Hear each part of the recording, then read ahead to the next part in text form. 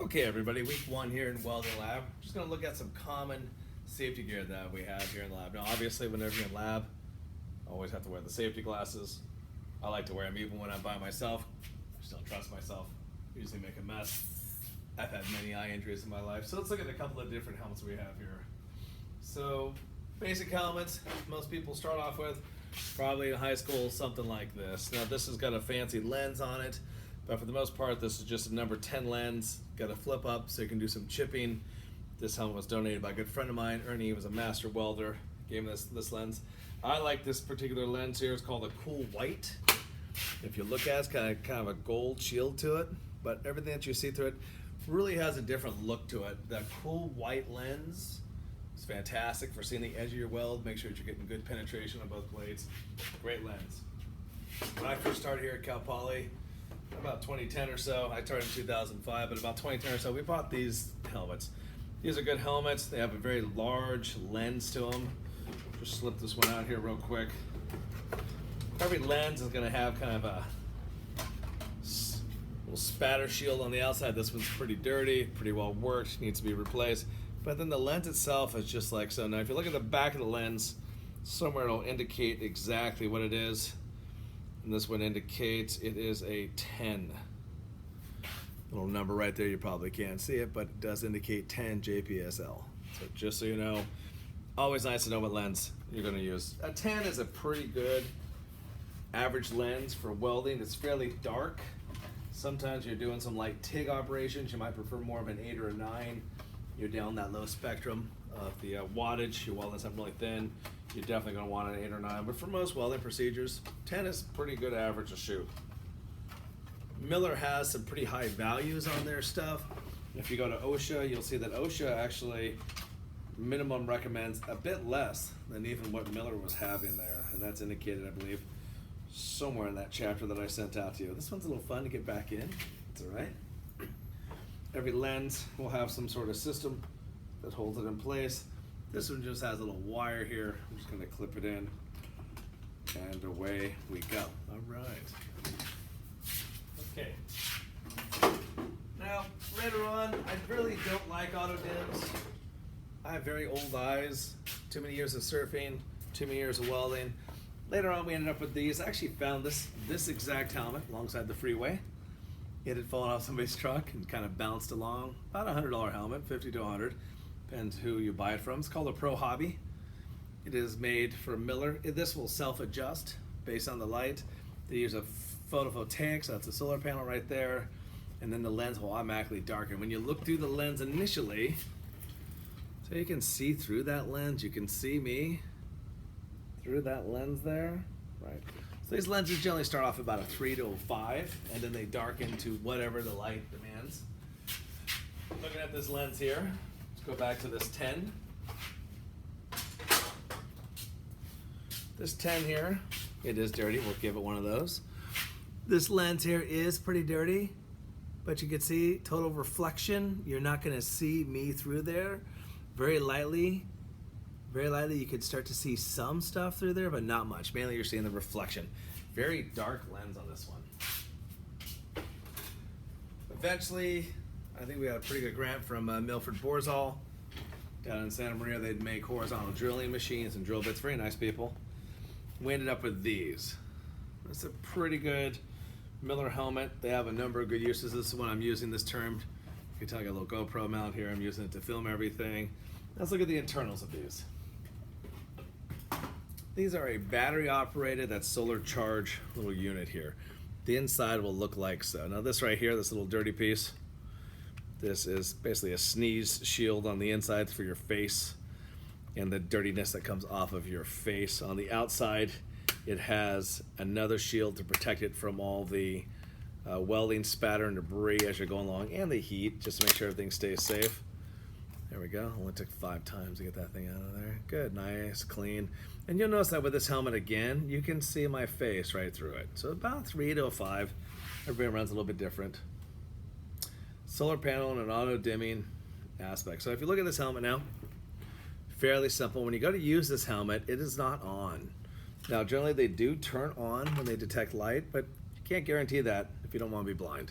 So we start off right here with this little button. If you watch carefully, the screen will get dark twice. There are no LEDs that turn on. This thing just flashes the screen. So I hit this little button here. You see the screen blinks dark twice very easily. Show you that one more time here. Note the screen gets dark twice and say, yeah, I'm ready to go. The only time this thing shows you an LED is when the batteries are running out. That's very important that you replace them because it will not turn on. And the solar energy is really not enough to provide it. Worse yet, even if there was enough electricity with the solar energy has to hit the helmet. In other words, it has to go through the lens and hit your eyes before it would ever, due to the constraints of the speed of electricity, it would have to actually provide enough light to power the solar energy and then power the lens, and in that amount of time, you're going to get some damage to your eyes. A 3 is not dark enough for what most arc welding we're doing here. Let's look at the little controls here, left to right. So reset, we've already hit that. This thing here, this says slow versus fast, right? Slow versus fast. And what that is when you first go to weld, when you're first learning how to weld, every time this helmet turns on, it actually makes this lens dark. Boom. When that lens gets dark, your pupils will pull out so that you can actually absorb more light, and then when you see the arc, they'll pull back again. So your pupils are dilating back and forth. If you're striking an arc and then stopping, and striking an arc and stopping, and striking an arc and stopping, the slow pause on this will just leave the helmet on the entire time. It takes about a second for it to go off. You slip it over to fast, you strike an arc, the helmet turns on, as soon as you stop welding, it'll turn off. So your eyeballs are pulling back and forth, your pupils are dilating back and forth constantly. That's going to give you a bit of a headache. That's going to be a bit unpleasant. So when you're first learning, go ahead and leave it on slow. As you feel more confident with yourself, go ahead and bump it over to fast if you like. The next style here, if you look at very carefully, just tells us how dark can we make this helmet. And it goes anywhere from, I believe, 8 to 12. Generally, we're always floating somewhere around 10, so it's 8, 9, 10, 11, 12. So it just depends what you're doing. Several, and just as a way to get students to use this properly and understand what's going on, we will do very low wattage, 40 watts, 8 on the helmet really to see anything. And then we'll do very high wattage and with some exothermic flux, 11 on the helmet. So these helmets are always being swept through. So commonly, really low TIG, we're down lower by around 8 or so, 9, leave that. OSHA actually recommends a 7. Miller probably recommends something, I don't know, 9, 10, 11, pretty high. But generally 8's pretty good for really low wattage, especially when we're doing brazing at 25 amps.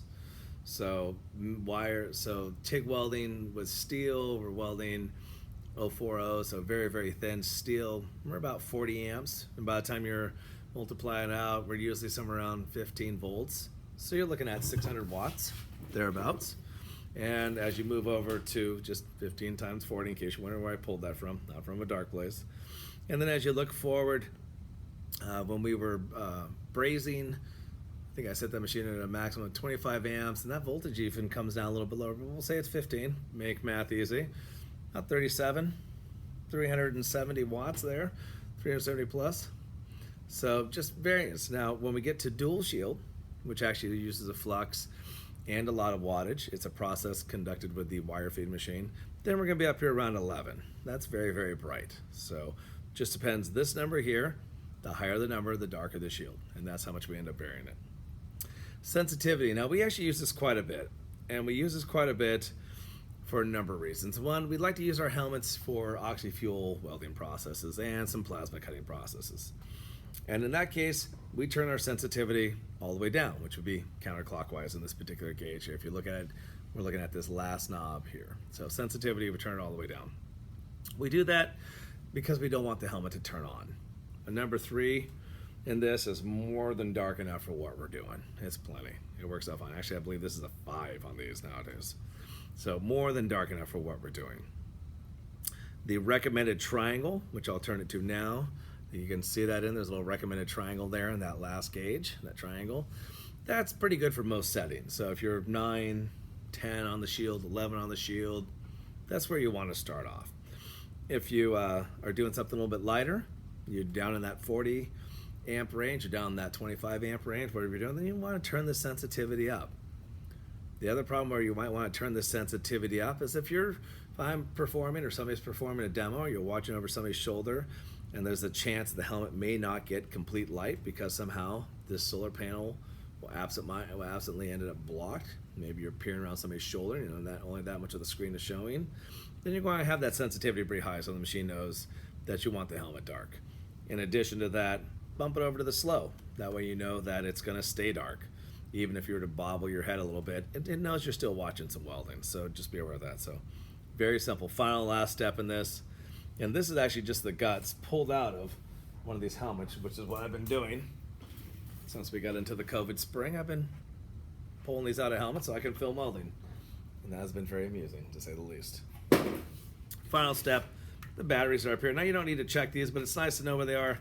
The little cap just slides off. Got two little, I believe they're AAAs jammed in there, just like so. We like to keep them fresh. We put them new ones in every other term.